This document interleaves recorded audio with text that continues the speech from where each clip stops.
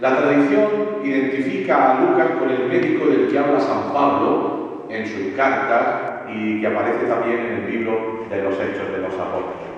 Sin embargo, llama la atención que no tenemos un retrato mejor hecho de la persona humana de Jesús que la que nos presenta el evangelista San Lucas.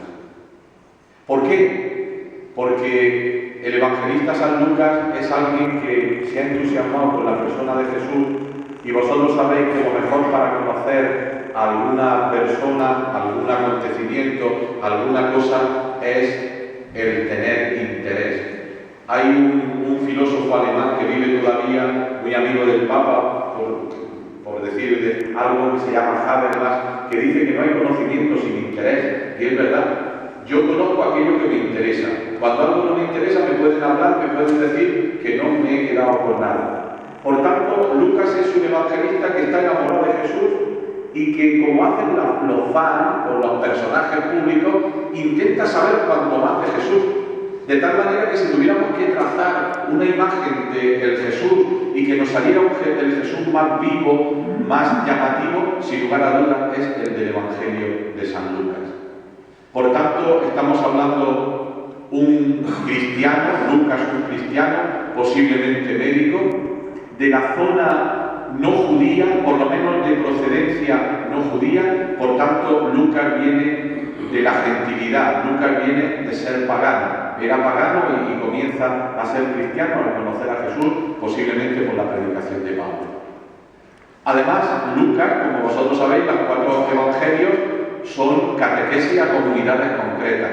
Sabemos muy bien, sabemos perfectamente que Lucas está escribiendo a una comunidad que no era judía, a una comunidad que no sabía nada de los judíos. Por eso cuando hace alguna referencia del judaísmo la explica, prueba evidente de que sus lectores no conocían el mundo judío y no conocían la ley y las tradiciones judías. Pues para comprender el Evangelio de San Lucas tenemos que imaginar un camino. San Lucas imagina su Evangelio, su obra, por decir no solo el Evangelio, su obra como un gran camino. Un camino que tiene 2 partes. El que nos expresa el Evangelio que vamos a escuchar y el libro de los Hechos de los Apóstoles, que es la segunda parte del Evangelio de San Lucas. El camino de Jesucristo, según San Lucas, empieza en Galilea. Y si vosotros vais escuchando lo que vamos a leer esta tarde, veréis cómo todo el Evangelio es el camino que Jesús hace de Galilea a Jerusalén. Jesús empieza su ministerio en Galilea y termina en Jerusalén. Por tanto, Jesús llega a su culminación en la pasión, muerte y resurrección que acontece en Jerusalén. Y de Jerusalén empieza el camino de la Iglesia, que es el mismo camino de Cristo, el libro de los Hechos de los Apóstoles. ¿Dónde termina el libro de los Hechos de los Apóstoles? En Roma. En Roma, que es el centro del mundo civilizado. Por tanto, cuando Pablo ha llevado el Evangelio a Roma, el trabajo de Lucas ha terminado. Creo que esto es importante para que conozcamos el Evangelio de San Lucas. Es un gran camino que empieza en Jerusalén. El camino de Jesús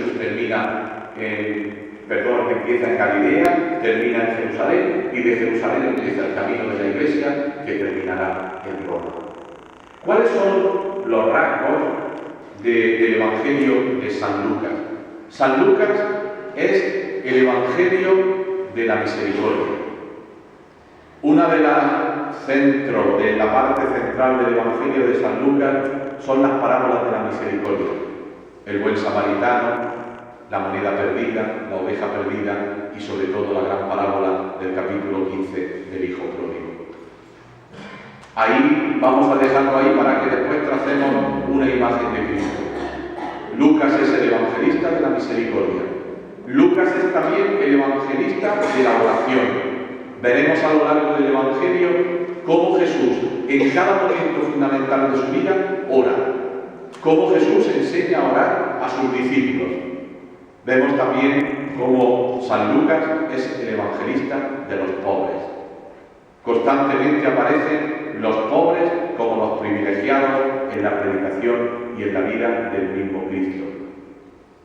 Estos 3 rasgos creo que son importantes: misericordia, oración, pobres. Y después tener en cuenta una cosa, San Lucas junto con San Mateo son los únicos que ponen lo que llamamos el Evangelio de la infancia. Ni San Juan ni San Marcos nos cuentan la infancia de Jesús. Solo Lucas nos cuenta con Mateo la infancia de Jesús.